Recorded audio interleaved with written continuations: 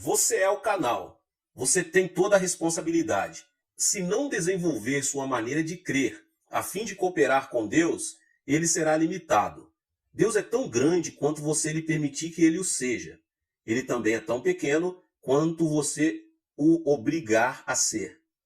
Quando os pecadores vêm a Jesus, quebrados e infelizes, primeiramente lhes ensino que Deus habita em seu interior e que possui todo recurso em Jesus Cristo. Então procuro reeducá-los para que desenvolva seu coração a fim de cooperar com Deus. Todos, sem exceção, partem com nova fé e levam uma vida milagrosa e vitoriosa. Como é que este povo, se todos fossem realmente pobres e cheios de fracasso, pôde dar mais de 20 milhões de dólares à sua igreja de 1969 a 1977? Todos os anos damos cabos de nossos projetos, que geralmente custam de 1,5 milhão a 2 milhões de dólares. Estes membros podem dar porque foram enriquecidos e são sucesso tremendos porque sabem como obter a fonte de recurso. Mas primeiro devem ser limpos dos pecados da carne. A maioria das pessoas lutam com 4 pecados da carne. Pecados estes que devem ser vencidos antes que o cristão possa operar ativamente com Deus. Se não se livrarem destes pecados, seus canais serão tão entupidos que Deus não terá a oportunidade de fluir através deles. Descobri esses pecados durante os meus 20 anos de aconselhamento. Primeiro, as pessoas sofrem por causa do ódio, o primeiro pecado que examinaremos. Se conservar o ódio em seu coração, Deus jamais poderá fluir através de você. E esse ódio, esse espírito não perdoador, será o inimigo número 1 de sua fé. Cristo Jesus destaca esse fato em Mateus 6,14 e 15. Porque se perdoardes aos homens as suas ofensas, também vosso Pai Celeste vos perdoará. Se porém não perdoardes aos homens as suas ofensas, tampouco vosso Pai vos perdoará as vossas ofensas. Depois de pregar o 4º sermão no domingo de manhã, estou tão cansado que não desejo ver ninguém. Se alguém deseja falar comigo, primeiro tem de passar por minhas secretárias. Elas examinam cuidadosamente os pedidos. Se alguém consegue chegar à minha porta, é porque está em grande necessidade. Certo dia, depois de meu 4º sermão, um senhor bateu à porta do meu escritório. Abri a porta e ele entrou. Pensei que ele estivesse bêbado porque andava cambaleando. Sentou-se e tirou algo do bolso. Um punhal afiado. Fiquei atemorizado. Pensei, como é que as secretárias deixaram-no entrar aqui? Ele carregava um punhal. E assim mesmo o deixaram entrar. Eu estava realmente assustado. E quando ele empunhou a arma, preparei para defender-me, dizendo, não use essa faca. Diga-me por que veio aqui, respondeu ele. Senhor, vou cometer suicídio. Mas primeiro vou matar minha esposa, meu sogro, minha sogra e todos os que se encontram ao meu redor. Um amigo meu aconselhou-me a vir a assistir um dos seus cultos antes de fazer todas estas coisas. Vim e assisti ao 4º culto. Escutei com atenção, mas não pude entender nenhuma de suas palavras. Não pude entender seu sotaque e não consegui compreender nada do que o Senhor disse. De modo que depois de ouvir o que o Senhor tem a dizer, vou sair para realizar todos os meus planos. Estou morrendo. Tenho tuberculose e tenho excesso de tosses o tempo todo. Estou morrendo. Acalme-se, disse-lhe. Sente-se aqui e conte-me sua história. Bem, respondeu ele. Durante a última etapa da Guerra do Vietnã, eu servi como mecânico e era um motorista. Trabalhei em todas as linhas de frente, construindo trincheiras e estradas, arriscando a vida a fim de ganhar mais dinheiro. Enviava todo o dinheiro para minha mulher. E quando a guerra acabou, mal tinha o suficiente para sair do Vietnã. Mandei-lhe um telegrama de Hong Kong e esperava vê-la com as crianças no aeroporto de Seul. Mas ao chegar lá, não vi nem sombra deles. Pensei que talvez tivessem recebido meu telegrama, mas quando cheguei correndo em casa, descobri estranhos morando lá. Descobri que minha mulher tinha fugido com um jovem. Ela me havia deixado, levando todas as minhas economias. Morava em outra parte da cidade. Fui até lá e implorei-lhe que voltasse para mim. Ela se negou terminantemente. Fui ver meu sogro e minha sogra a fim de expor-lhes o caso. Deram-me $40 e me expulsaram de sua casa. Em menos de uma semana, eu tinha um ódio ardente em meu coração. e comecei a vomitar sangue. Agora a tuberculose acaba comigo rapidamente e não tenho esperança alguma. Vou destruí-los um por um.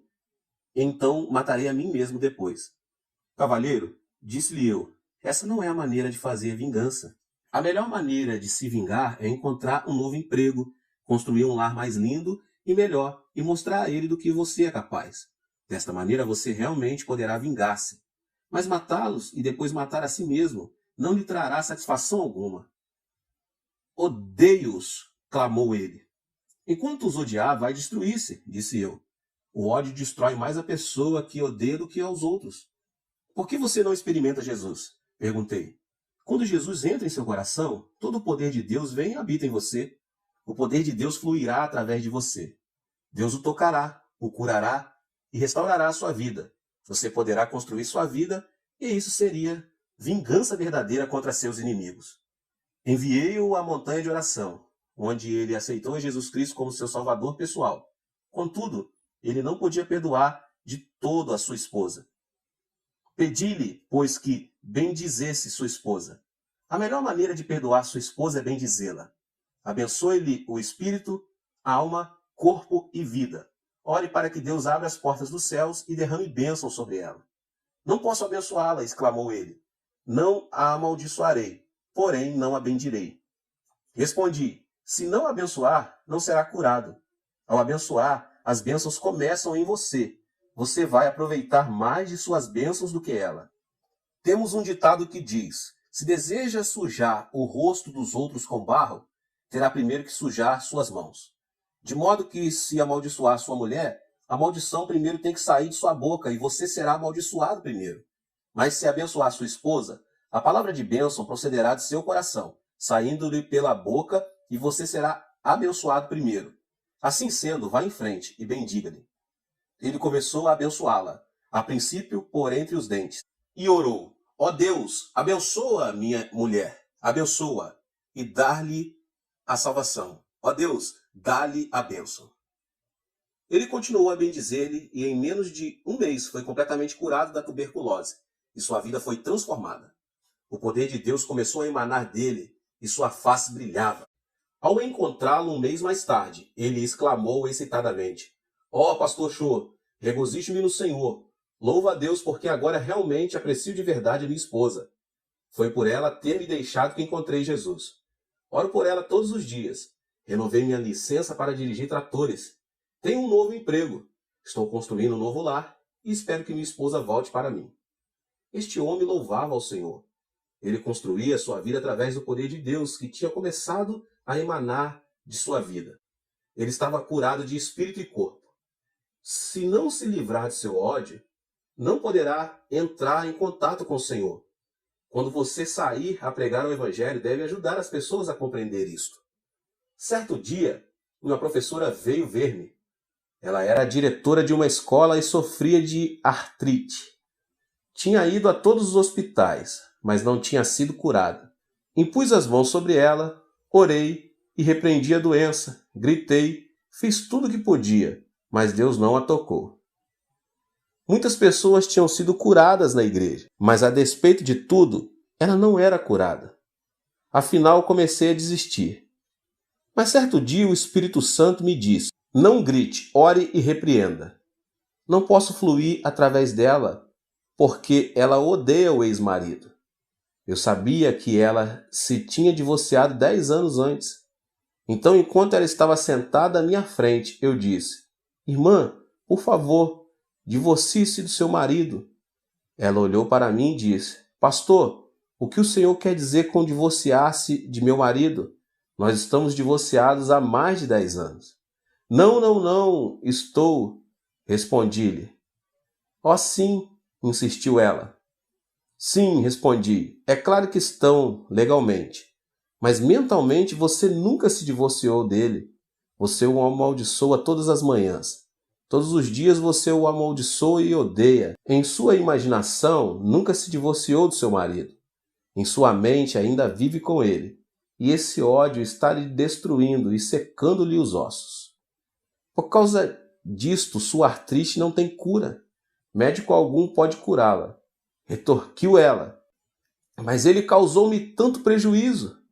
Quando me casei com ele, ele nunca arrumou um emprego, esbanjou todo o meu dinheiro, destruiu minha vida e depois foi viver com outra mulher. Como é que posso amá-lo? Respondi: amá-lo ou não é problema seu, mas se não o amar, morrerá de artrite. A artrite somente será curada pelo poder de Deus. O poder de Deus jamais cairá do céu como um meteoro a fim de tocá-la e curá-la. Não, continuei. Deus habita dentro de você. Ele vai emanar de seu interior e curá-la. Mas seu ódio impede o fluxo do poder de Deus. Por favor, comece a bendizer seu marido. Bendiga seu inimigo e faça bem a ele. Então aprenderá a amá-lo e criar um canal pelo qual o Espírito de Deus vai fluir e tocá-la. Ela tinha o mesmo problema do homem que sofria de tuberculose.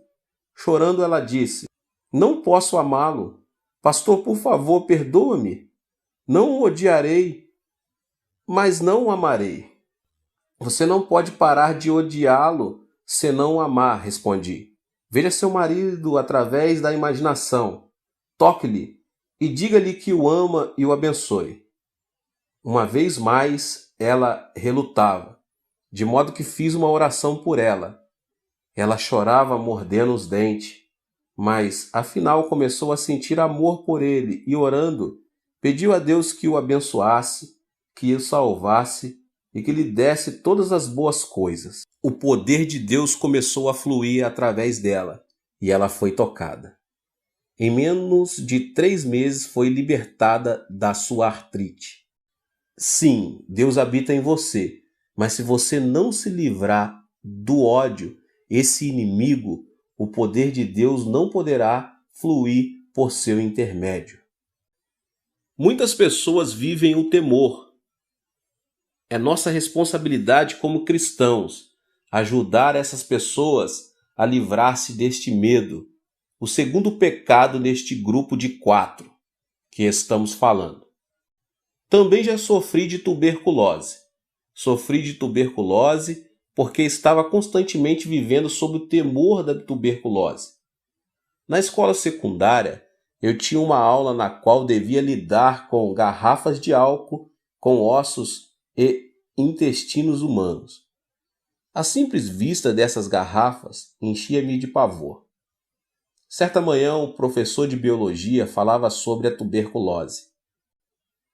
Naquela época não havia remédios miraculosos, e o professor disse que se contraísse tuberculose estaríamos perdidos, e nossos intestinos teriam a aparência do que estávamos naquelas garrafas, para o resto de nossa vida. Falou dos perigos da tuberculose e no final da aula disse: há pessoas que nascem com tendência para a tuberculose. Homens com ombros estreitos e pescoços compridos são mais propensos a contrair tuberculose. Todos os alunos começaram a esticar os pescoços e a medi-los como se fossem cegonhas. Olhando para os meus companheiros, vi que eu tinha o pescoço mais comprido de todos.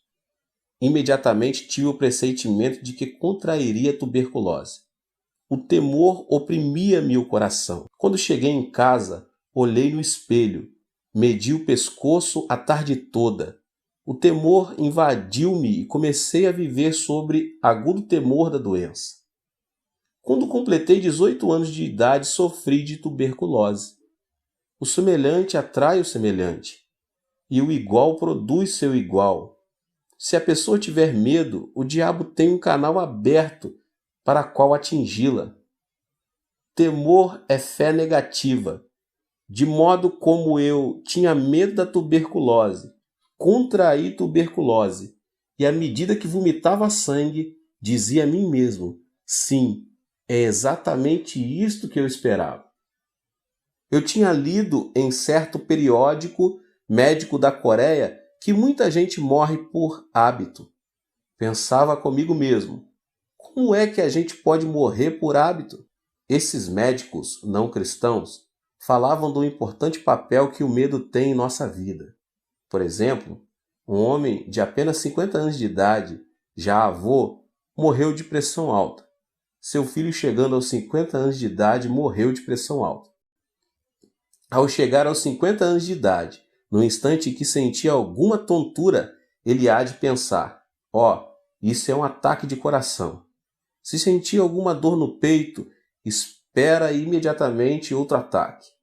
Vive cada dia com o seu temor e expectativa. O medo cria esta situação em seu corpo, e logo ele está de morrer de um ataque cardíaco. Muitas mulheres morrem por causa do medo do câncer. Certa mulher poderia dizer: bem, minha tia morreu de câncer, minha mãe morreu de câncer, de modo que com certeza também morrerei de câncer.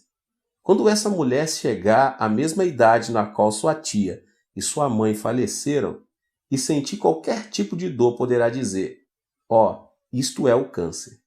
Certamente está chegando meu tempo. Ela há de esperar todos os dias, dizendo a si mesma que vai sofrer de câncer, e repetirá esse pensamento muitas vezes. É desta maneira que os médicos diziam que a pessoa morreria por hábito. Se a pessoa tiver um temor específico, então o poder da destruição começará a fluir. Em 1969, quando Deus me pediu que renunciasse ao pastorado de minha segunda igreja, eu tinha 10 mil membros batizados com uma assistência regular de 12 mil. Eu vivia feliz, sentia-me bem satisfeito. Tinha uma linda casa, uma esposa maravilhosa, filhos, carro do último modelo e até chofé. Então eu disse: Deus, vou ficar nessa igreja até que os meus cabelos se tornem brancos. Mas certo dia, enquanto estava orando em meu escritório, o Espírito Santo veio e disse: Chu, seu tempo aqui terminou. Você deve preparar-se para mudar. Senhor, disse eu, mudar-me? Já comecei uma igreja e esta é a segunda que começo e edifico. Desejas que eu vá abrir um terceiro trabalho? Por que deve ser sempre eu que dê início a novas obras? Estás escolhendo a pessoa errada. Dize a outro que vá. Assim comecei a discutir com o Senhor. Ninguém, entretanto, deve argumentar com Deus, porque ele sempre tem razão. Finalmente, Deus persuadiu-me dizendo: você deve ir e edificar uma igreja com espaço para 10 mil pessoas. Uma igreja que possa enviar pelo menos 500 missionários. Pai, repliquei, não posso fazer isso. Tenho pavor mortal de edificar uma igreja desse tamanho. Mas Deus disse: não. Disse-lhe que vá e você tem que ir. Consultei um construtor acerca dos custos.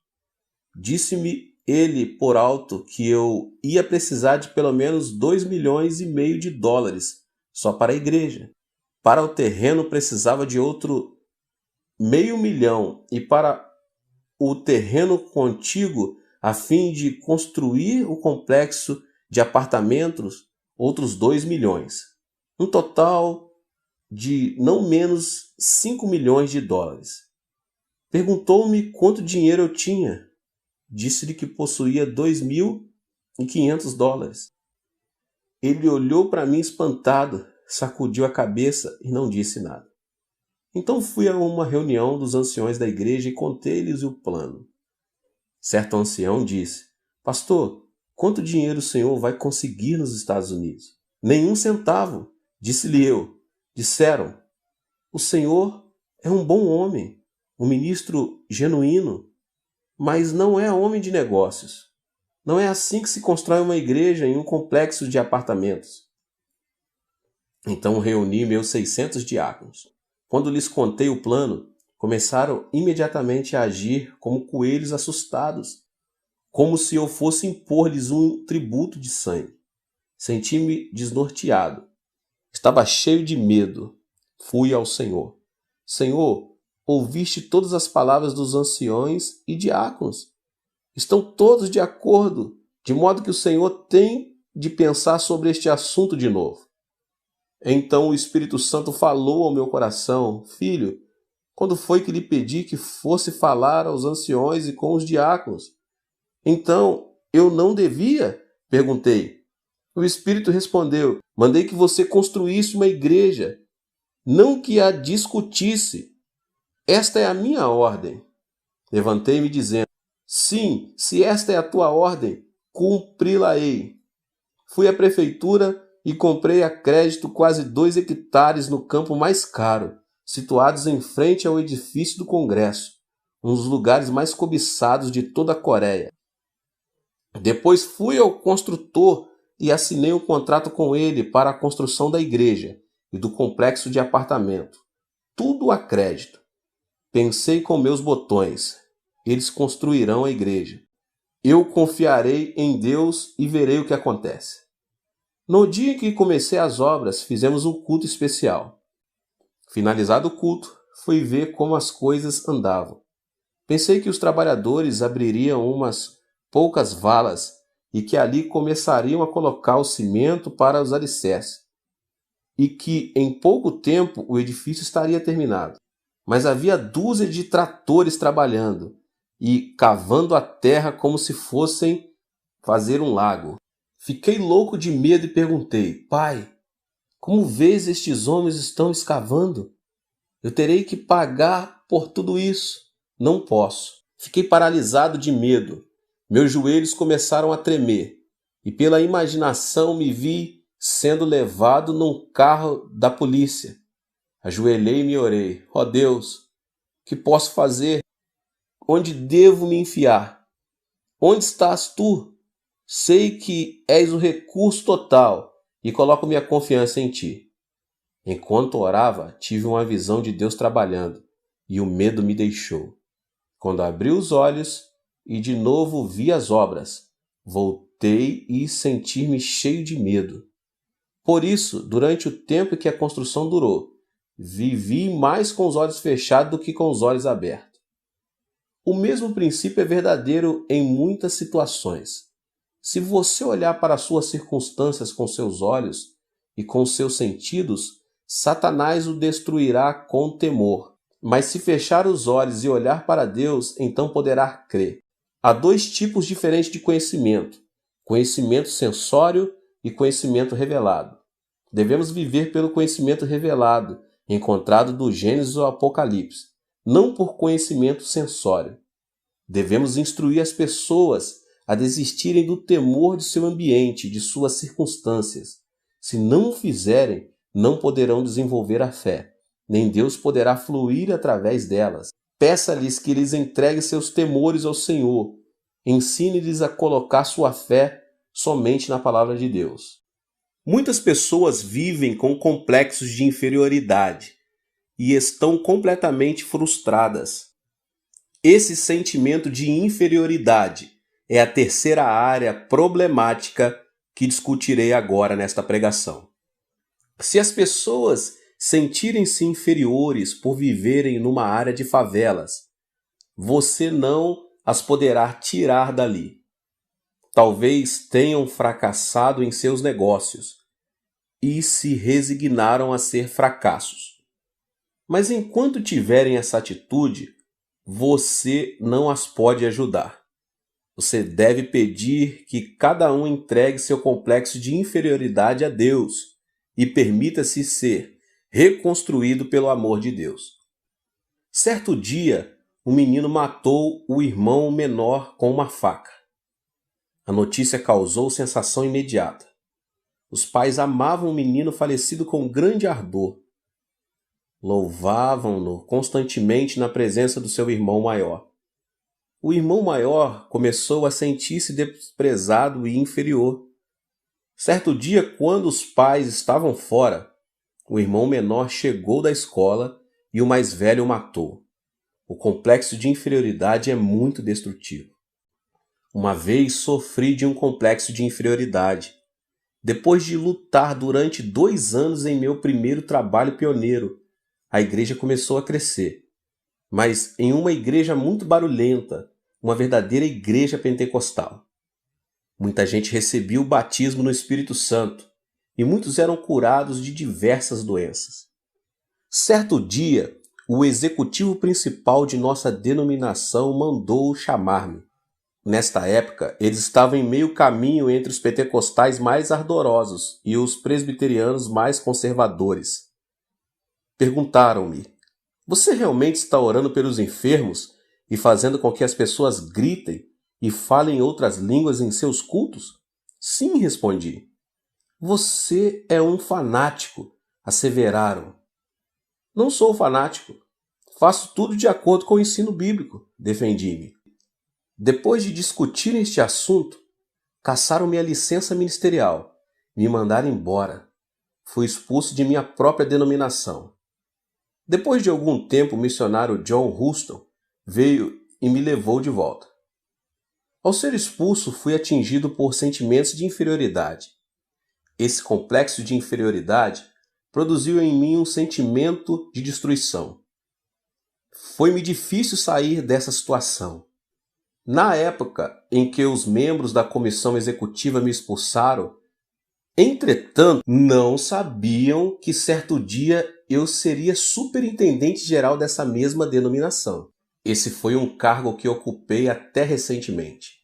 Quando fui eleito para esse cargo, tínhamos somente 2.000 membros. Aplicando as leis da fé e ensinando aos pastores, tive um rápido crescimento. Quando pedi demissão do cargo, as estatísticas revelaram que a denominação contava com total de 30 igrejas e com mais de 200.000 membros. Devemos lidar com os que se sentem incapazes de vencer na vida. Devemos tirá-los de sua depressão e pessimismo, edificá-los no amor de Jesus Cristo e dar-lhes fé, dizendo-lhes que nada é impossível ao que crê. Devemos curá-los e treiná-los. Logo eles se desfarão de seu sentimento de inferioridade. Certo domingo de manhã, enquanto pregava no segundo culto, vi um homem que eu sabia estar mentalmente doente. Ele foi trazido com os pés e mãos amarrados.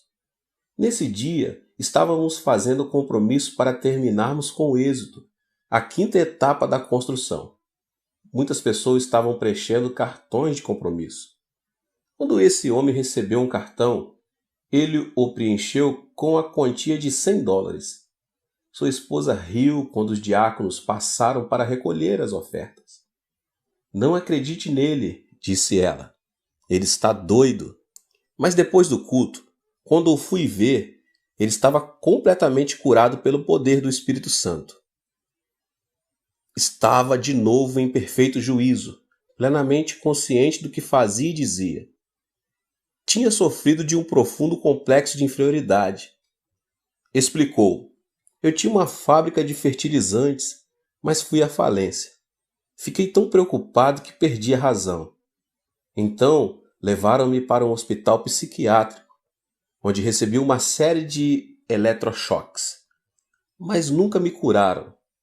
Mas enquanto eu estava sentado ali ouvindo as suas palavras, subitamente saí de meu estado mental e tive consciência da realidade. Perdi meus amigos, meu prestígio e meu crédito.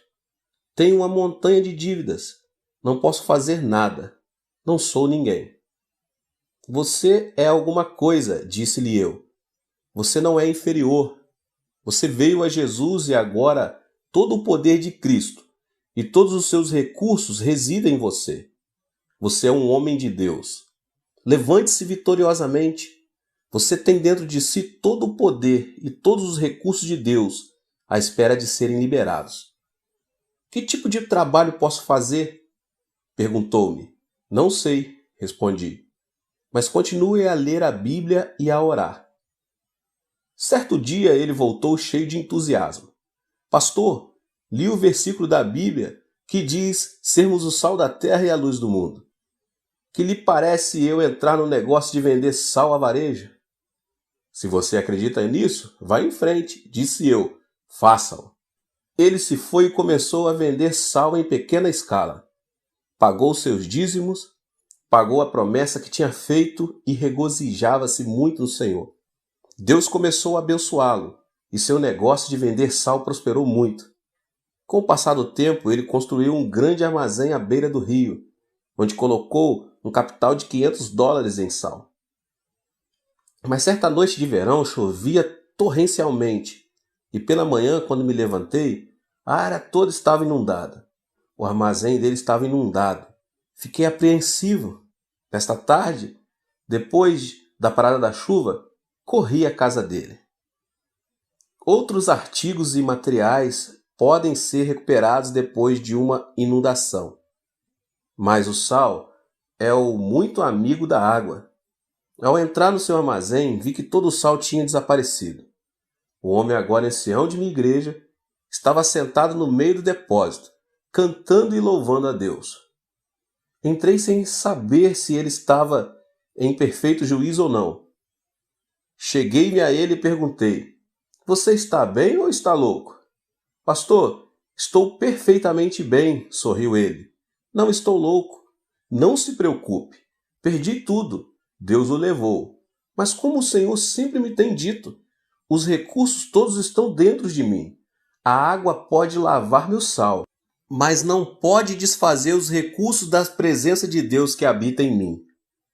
Posso fazer brotar esses recursos novamente através da fé e da oração. Espere só. Dê-me um tempo. Levantarei meus negócios de novo." Já não sofria de nenhum complexo de inferioridade. Estava cheio de confiança. Hoje, ele é um multimilionário e continua a vender sal. Também começou a fábrica de relógios e tem sua fábrica própria. Ele já me acompanhou a Los Angeles, a Vancouver e a Nova York. Recentemente fez uma viagem à Europa.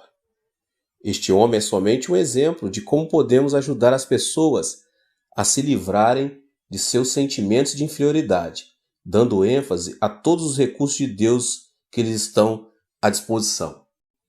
Muitas pessoas também sofrem de sentimentos de culpa. Este é o quarto problema que deve ser vencido antes que o cristão possa trabalhar ativamente com Deus. Pois enquanto a pessoa sofrer de culpa, Deus jamais poderá fluir através dela. Precisamos ajudar as pessoas a se livrarem de seus sentimentos de culpa.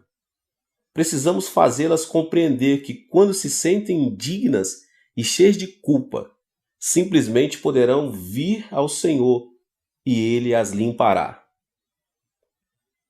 Certo dia eu estava em meu escritório, quando entrou um lindo casal. O homem era uma pessoa muito elegante e sua esposa uma senhora adorável.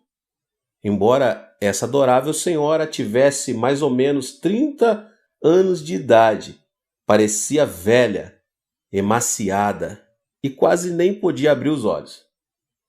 O marido disse: "Pastor, minha mulher está morrendo.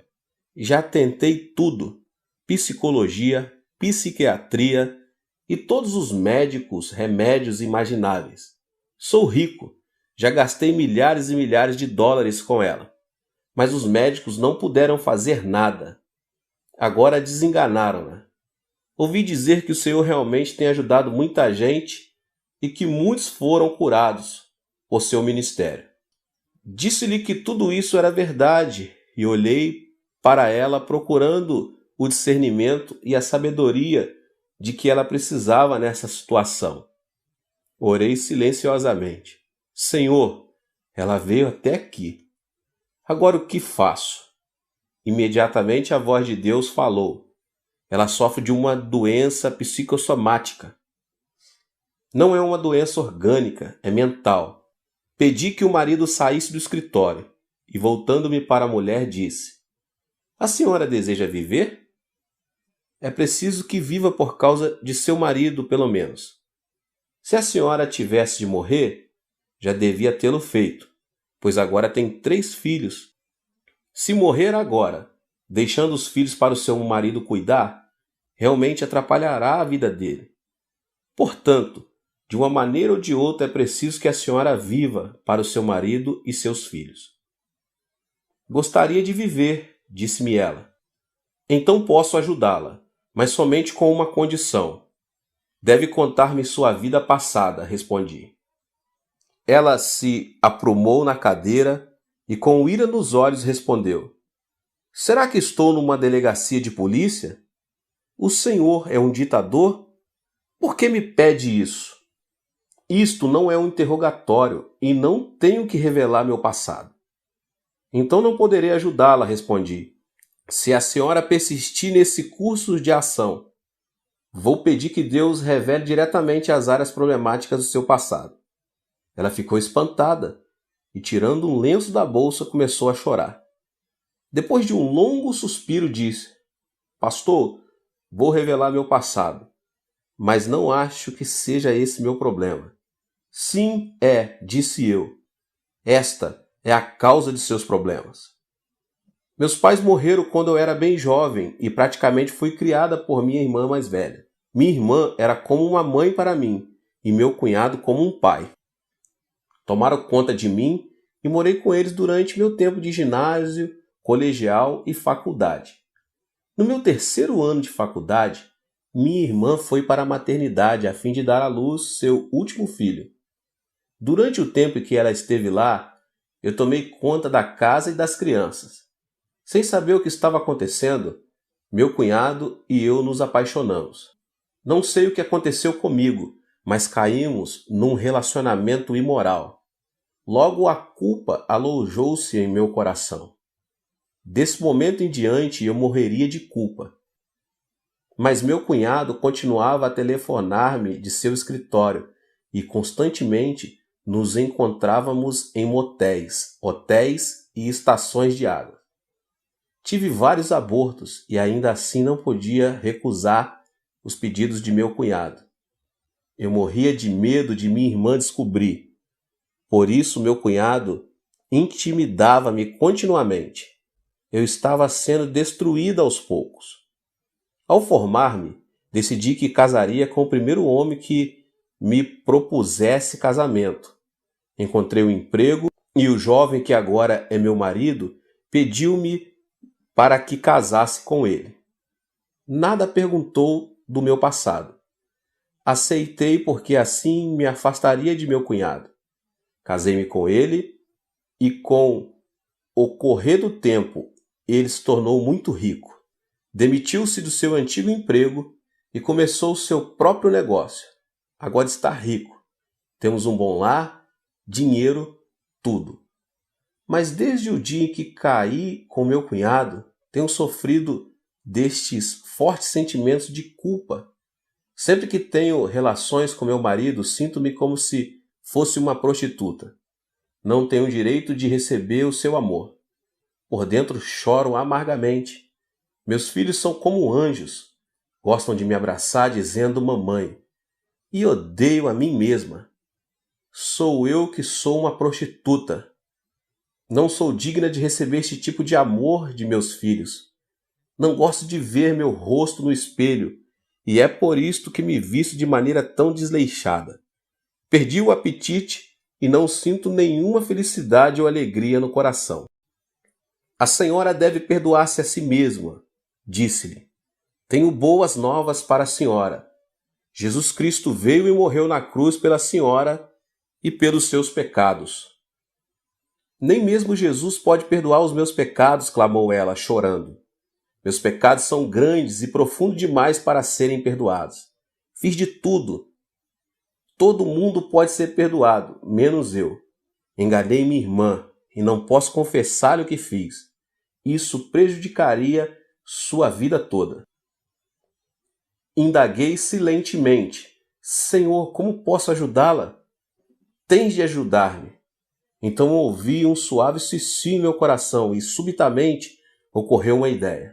Irmã, feche os olhos. Pedi-lhe fazendo o mesmo. Vamos até um lago lindo e silencioso. Agora estamos assentados à margem do lago. Há muito cascalho ao nosso redor.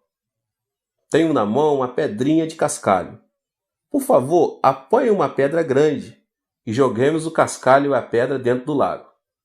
Vou jogar primeiro. Segure a pedrinha e jogue-a no lago. Ouviu o barulho da água? Um leve murmúrio e umas ondas. Onde está a minha pedrinha agora? Foi para o fundo do lago, respondeu ela. Certo, respondi.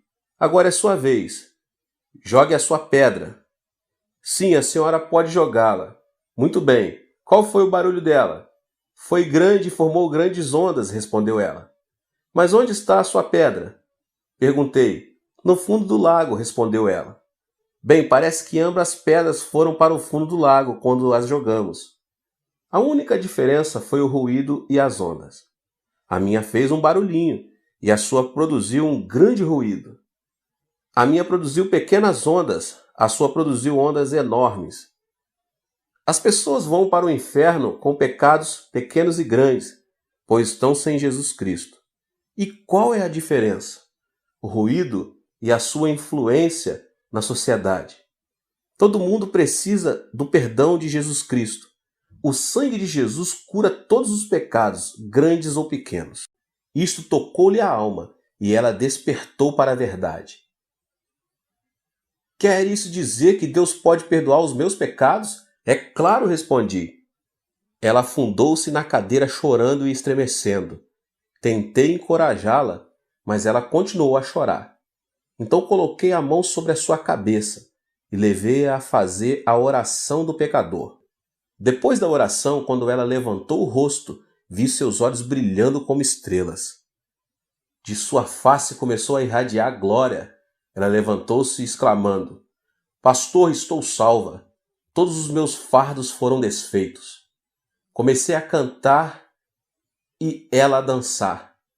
Até este momento ela nunca tinha dançado de alegria perante o Senhor, mas neste dia ela pulava e dançava fazendo barulho que o marido escutou e correu para ver o que se passava em meu escritório.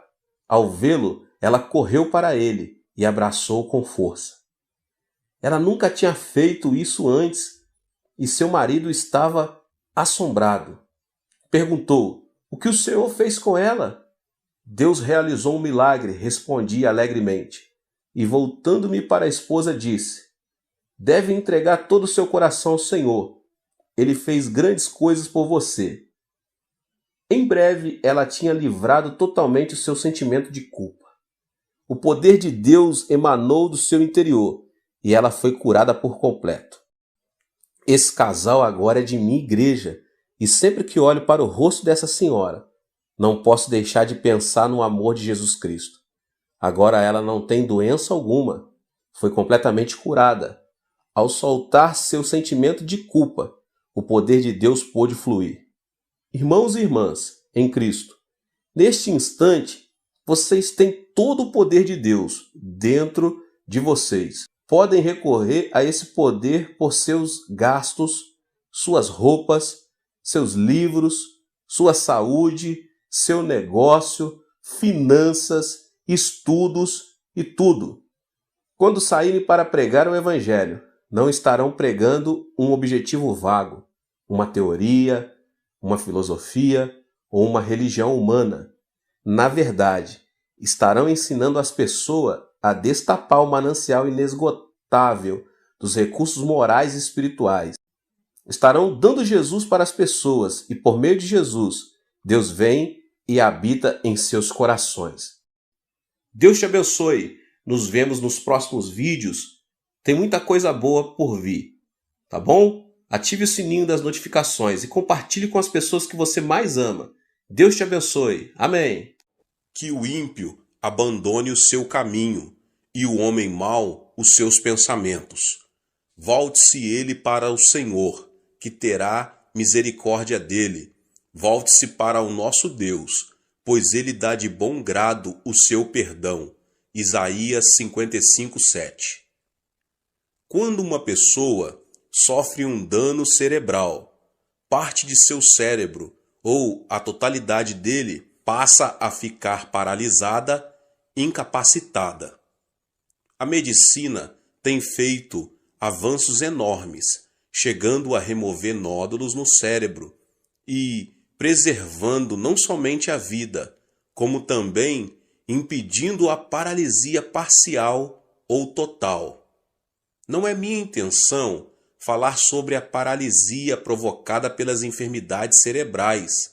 Desejo referir-me às enfermidades mentais invisíveis aos olhos, como os maus pensamentos e a filosofia de vida negativa, que nos tornam incapacitados pelo fracasso e pela frustração que nos impedem de desfrutar a vida feliz que Deus nos oferece. Quando os discípulos de Jesus subiram ao templo às 3 horas da tarde, a hora da oração, encontraram ali um aleijado de nascença. Pedro, olhando-o nos olhos, disse: Não tenho prata nem ouro, mas o que tenho, isso lhe dou. Em nome de Jesus Cristo, o Nazareno, ande. Atos 3, 6. Imediatamente, quando Pedro o segurou pela mão e o levantou, e os pés e os tornozelos do homem ficaram firmes, ele deu um salto, pôs-se em pé e começou a andar. Depois entrou com eles no pátio do templo, saltando e louvando a Deus. Pode-se dizer que o coração é que determina o destino do homem. Por essa razão, o sábio diz em Provérbios 4:23, acima de tudo, guarde o seu coração, pois dele depende toda a sua vida. E Jesus, em Mateus 8:13, diz, como você creu, assim lhe acontecerá. O que significa isso? Quer dizer que a mente é a origem do estilo de vida e a vida é o resultado daquilo que pensamos. Devemos eliminar de nosso cérebro o nódulo que nos leva à destruição ou à paralisia total ou parcial. A fim de experimentarmos o poder de Deus, quero agora apresentar 6 elementos que impedem que o poder divino haja em nós, os quais devem ser extirpados. O primeiro elemento é a ansiedade. Pode-se dizer que alguém que vive ansioso perde a felicidade na vida. Quando uma pessoa ansiosa chega a casa, os integrantes da família tornam-se intranquilos por causa de suas queixas e murmurações. Assim também, a pessoa ansiosa é incapaz de difundir paz na sociedade. Esse tipo de gente provoca reação de agitação em cadeia. Segundo estudo do médico Dr. Walter Clemente Albertis, especialista em gastroenterite do reconhecido Hospital Mayo, a causa de todo tipo de doença é a ansiedade. Isso significa que a ansiedade destrói a saúde física, além de destruir a felicidade do coração. Qual é a causa da ansiedade? Apresento aqui 2 de suas origens. A primeira origem da ansiedade, as circunstâncias produzem ansiedade. Quando uma pessoa sente-se incapaz de enfrentar uma situação, torna-se ansiosa. Por exemplo, quando não consegue solucionar um problema financeiro ou quando vive uma situação que parece estar além de qualquer esforço humano. Certo dia, Jesus entrou num barco e disse a seus discípulos que passassem para o outro lado. No começo, o lago estava tão calmo que o barco deslizava, como um patim sobre rodas. Ao chegarem à metade do lago, porém uma forte tempestade, vinda do Monte Hebron, começou a açoitá-los. A embarcação estava prestes a ser inundada, de modo que, em vão, os discípulos tentavam tirar a água de dentro dela. O naufrágio se daria em questão de tempo. Foi então que os discípulos se lembraram de Jesus e clamaram: Mestre, não te importas que nos afoguemos? Jesus levantou-se, repreendeu o mar e imediatamente o vento se acalmou e tudo ficou tranquilo. Olhando os discípulos nos olhos, ele disse: Por que vocês têm tanto medo? Ainda não têm fé? Observe que Jesus não disse: Vocês não têm fé. Isso se deve ao fato de que toda pessoa tem fé, de acordo com a medida que Deus lhe deu. O fundamento da fé dos discípulos Entretanto, eram as circunstâncias, os sentimentos e a emoção. Eles tinham fé somente quando tudo estava calmo. Ao terem a vida ameaçada por uma tempestade, sua fé transformou-se em dúvida, criando uma nuvem de ansiedade no coração. Portanto, devemos repelir os pensamentos oriundos das circunstâncias e as emoções da terceira dimensão, a fim de aceitar os pensamentos de Deus, os da quarta dimensão. Quando viram a tempestade e as ondas, os discípulos fracassaram em aceitar o pensamento de Deus, apesar de terem ouvido o Senhor dizer que queria passar para o outro lado do lago. Seus fundamentos de fé não eram a palavra de Deus da quarta dimensão, e sim as circunstâncias e as emoções da terceira dimensão. Foi por isso que o Senhor lhes perguntou: onde está a sua fé? A palavra de Deus permanece para sempre e jamais muda. Apegar-se firmemente à palavra de Deus não é outra coisa senão aceitar o pensamento de Deus. Portanto, apesar das circunstâncias, se o fundamento do nosso coração é a palavra de Deus, mediante a fé, podemos estar livres de nossa ansiedade e preocupação. A segunda origem da ansiedade é que o pecado produz ansiedade. Quando peca, a pessoa torna-se ansiosa, porque perde a confiança diante de Deus. O pecado separa o homem de Deus. Quando Adão e Eva pecaram, não puderam permanecer diante dele. Gênesis 3:10 diz: ouvi teus passos no jardim, e fiquei com medo, porque estava nu. Por isso me escondi. Qual foi a causa do medo? O pecado, sem dúvida. Ao comer do fruto da árvore proibida, Adão e Eva souberam que estavam nus e tiveram medo. Por isso não puderam apresentar-se diante de Deus. Da mesma forma, o homem que comete pecado não tem paz. As Escrituras dizem: não há paz alguma para os ímpios. Isaías 48:22. Portanto, a consequência do pecado é a ansiedade.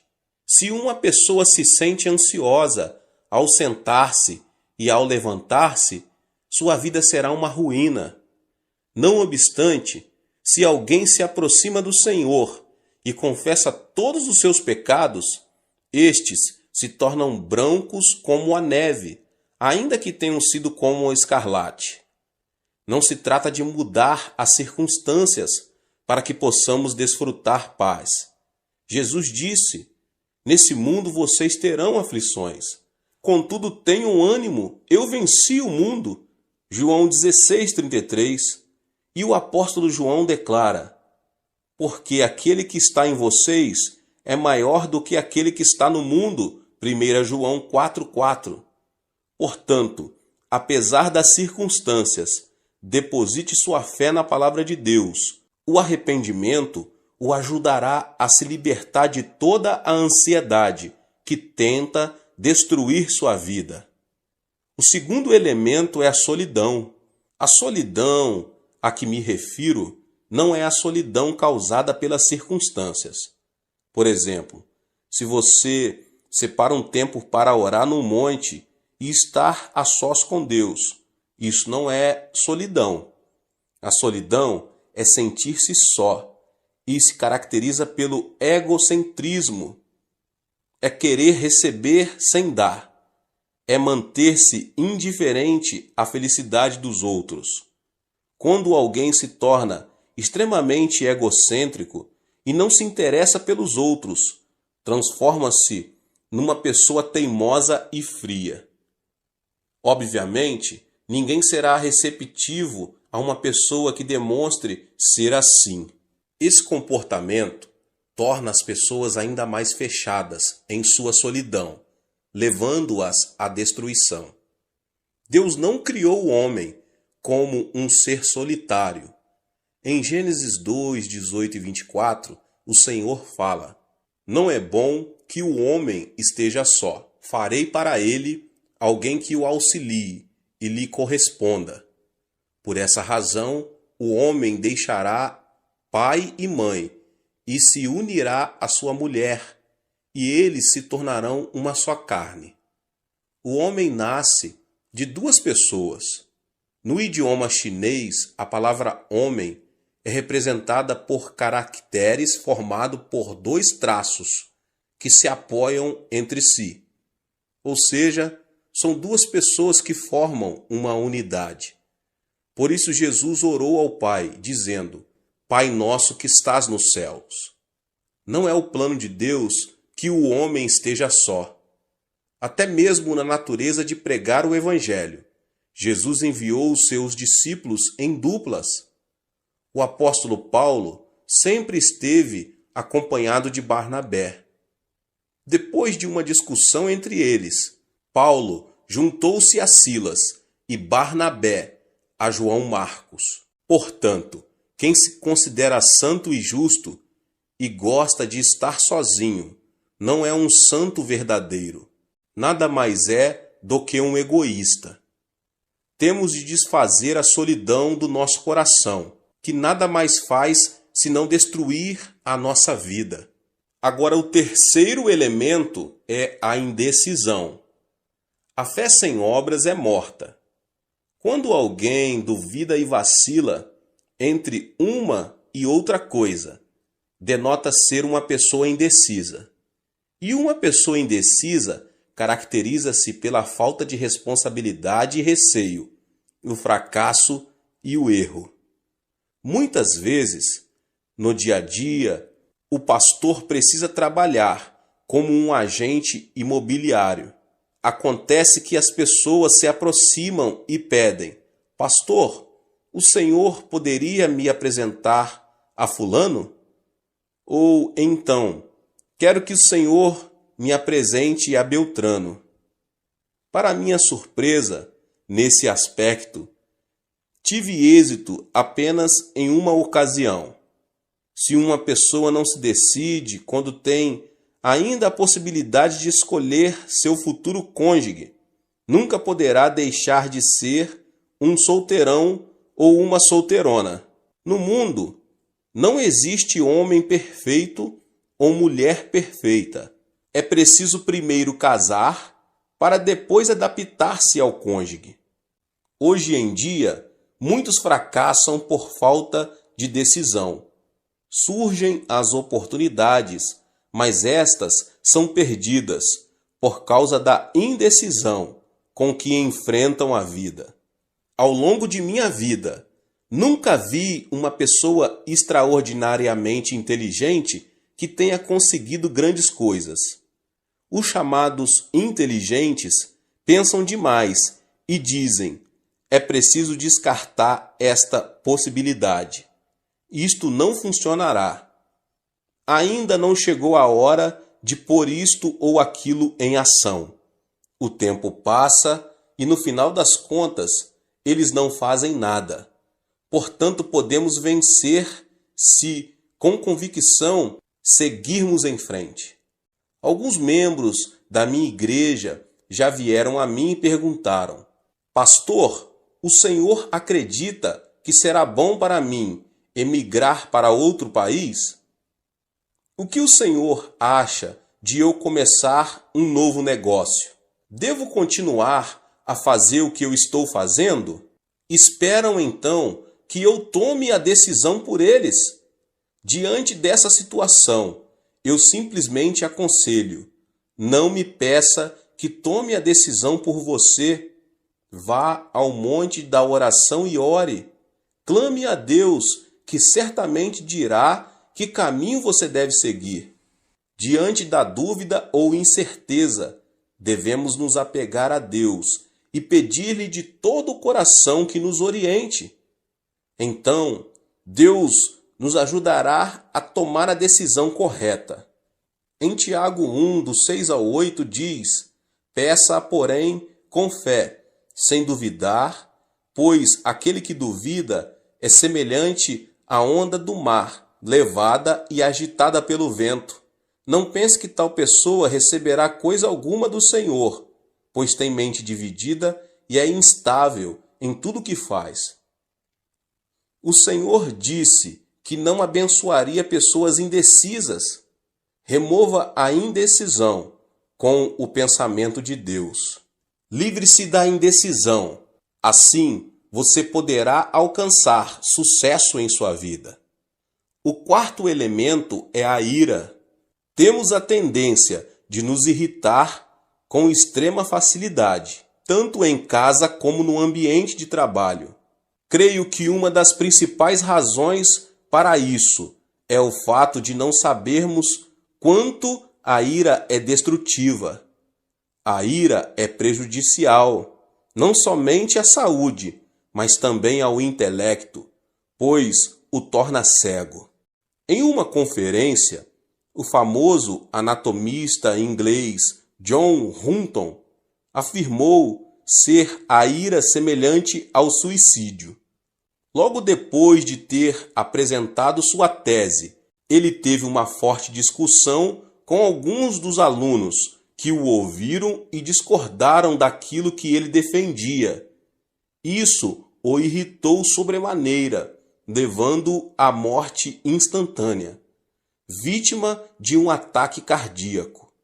As palavras de John Hutton causaram grande repercussão por causa de sua morte trágica. Irar-se é como cuspir para cima, ou seja, a ira se volta contra a própria pessoa.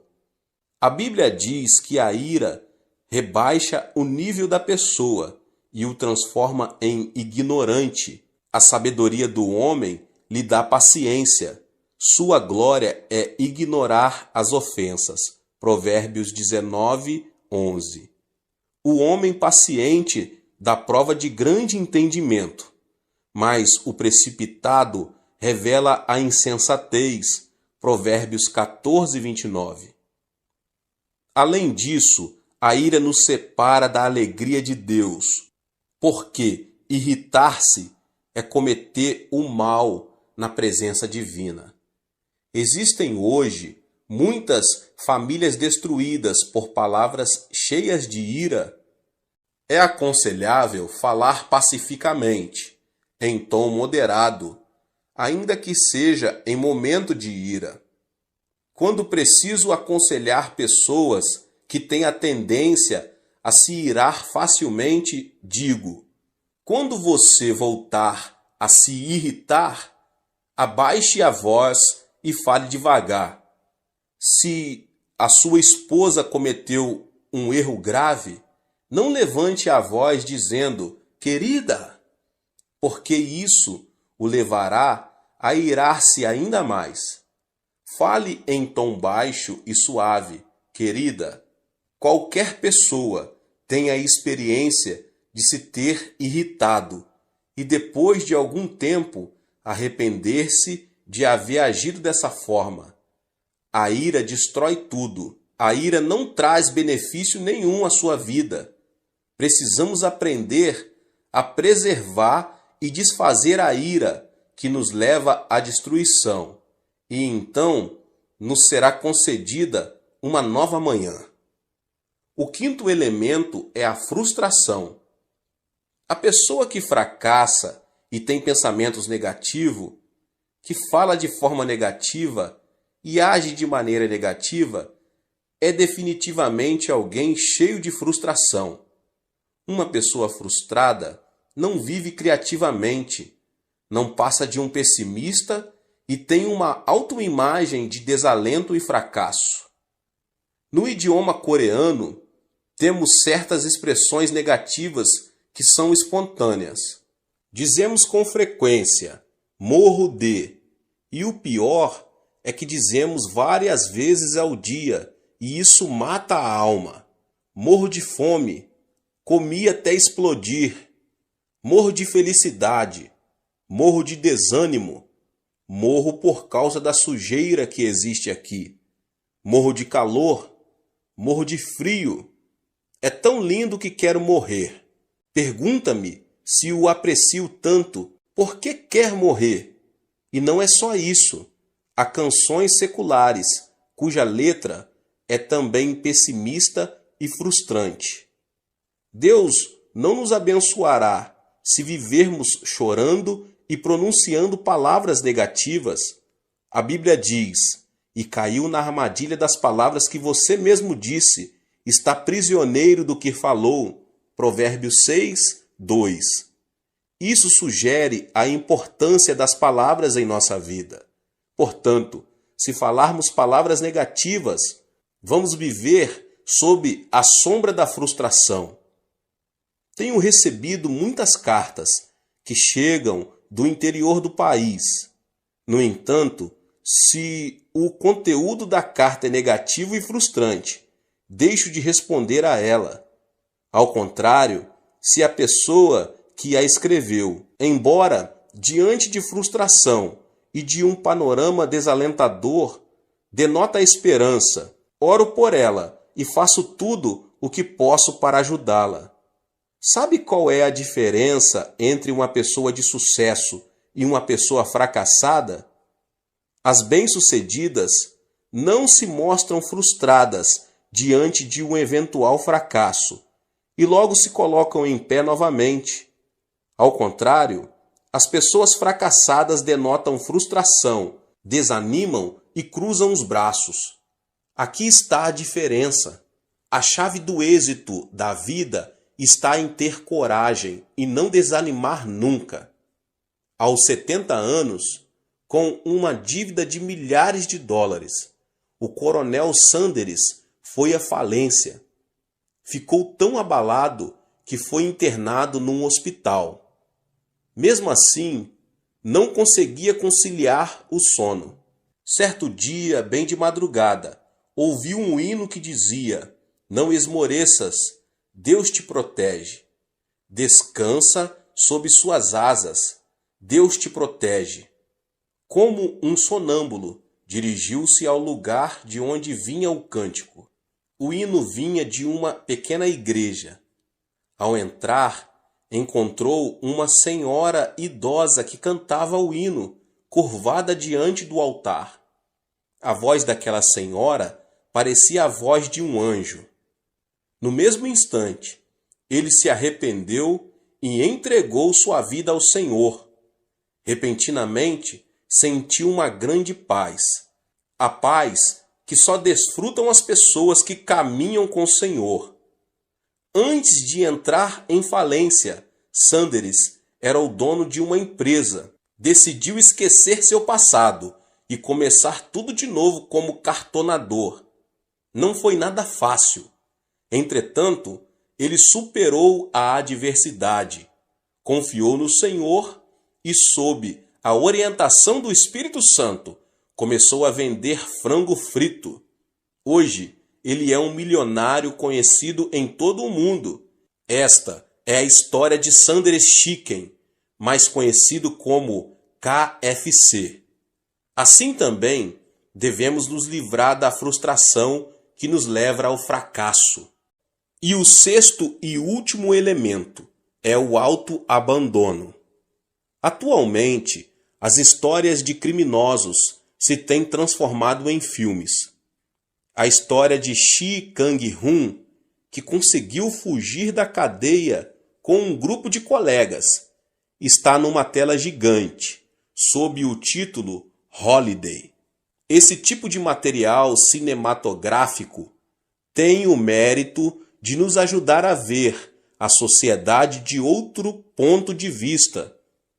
Mas a filosofia de vida, o que tiver de ser será, dos protagonistas não é nada edificante.